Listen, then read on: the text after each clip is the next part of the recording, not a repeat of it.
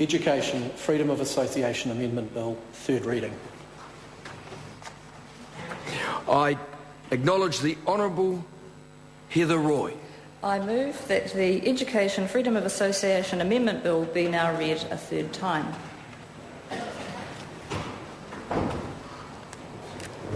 Right, Mr. Speaker, it gives me great pleasure to lead the debate on this third reading of the Education Freedom of Association Amendment Bill. Voluntary student membership has been a test of patience, and many thought this day might not come at all in this parliamentary term. Others hoped it would not, and around 0.1% of New Zealand's 400,000 or so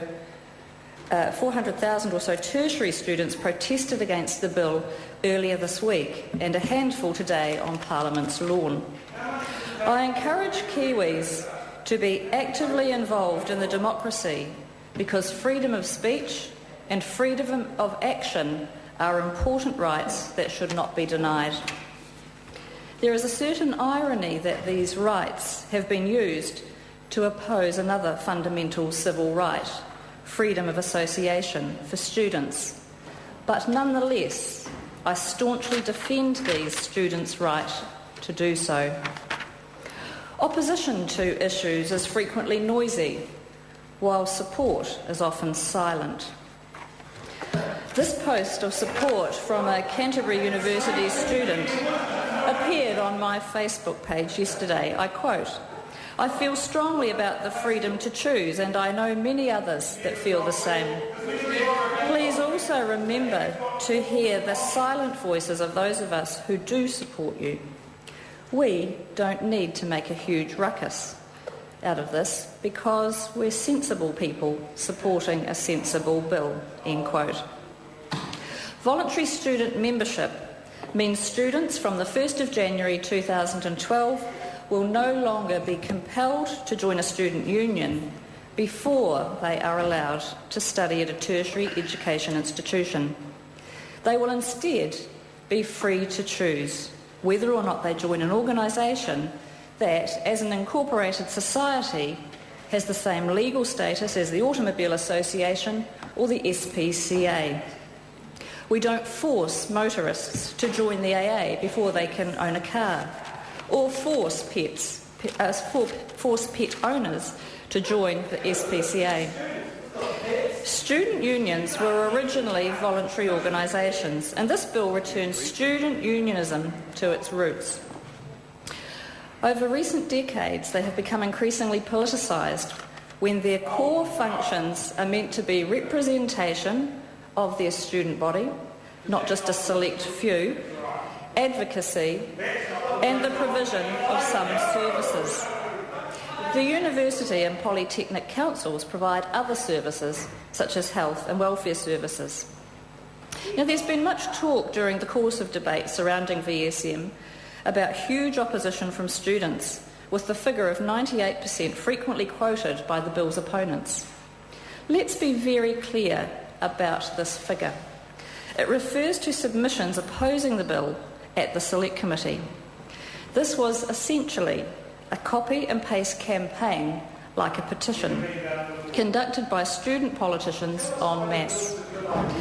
By comparison, a Stuff poll last October had almost 5,000 votes and showed 72% were in favour of voluntary membership. Misappropriation of student association funds has become a significant problem in the past few decades. The fraud has ranged from the farcical $6,000 spent by a VUSA executive member phoning a psychic hotline through to the large-scale embezzlement on several occasions at Whitireia Polytech, totalling around $750,000. These all too regular examples of fraud proved the need for action. Compulsory membership has created an environment conducive to financial mismanagement. Student unions are governed and managed by young people who often lack the necessary management skills and experience to run a multi-million-dollar business, and a captive market of students who cannot vote with their feet if their funds are mismanaged. Voluntary membership means associations will have to attract membership to gain funds, then provide the representation and the services that students want in order to keep them. There has also been much talk in this debate about Australia's experience of voluntary membership, or VSU as it's known across the Tasman. Those opposing this bill have conveniently ignored the student unions that have not only survived but thrived under voluntary membership. The University of West Australia stands out as an example for the rest. Amid the doomsday predictions promulgated by the left, they retained 60% of their members under VSU and have continued to provide valued services to their members. Looking to the future in New Zealand, my intention was never to destroy student associations, as some claim, but to give students free choice of belonging or not. I hope these associations will put as much effort into planning for their future as they have put into planning their protests.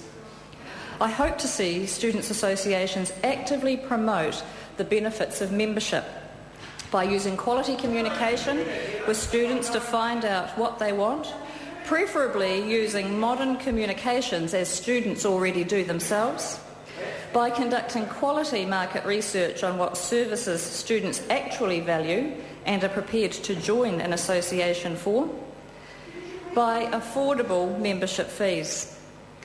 I hope associations will explore innovative incentives to join, such as discounts for members at student association bookshops and cafes, and negotiated discounts with local retailers. And most importantly, focusing advocacy on those issues which almost all students agree on, such as increasing the quality of education and increasing accountability of tertiary institutions to students. When students see an organisation providing representation and services they value, they are much more likely to join. There are many people to thank and acknowledge in this journey, which spans at least 20 years. The battle started with the Freedom on Campus network and has progressively been carried forward by Prebbles Rebels, ACT on Campus, the Young Nats, Student Choice, and my ACT Party colleagues, present and past.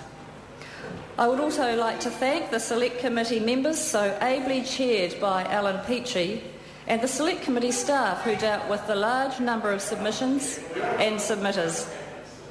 Thanks also to all submitters, both those supporting and those opposed to the bill. As a result of your contributions, several changes were made to the bill that have made it much better. To the officials from the Ministry of Education and PCO, my grateful thanks for your expertise, your sage advice, and most notably, your cheerful patience to a process that ended up being much longer than was ever intended. To Sir Roger Douglas, thanks for your Midas touch. I don't know anyone luckier at having bills drawn from the ballot and for shepherding VSM through the Select Committee process. They're grateful. And my grateful and sincere thanks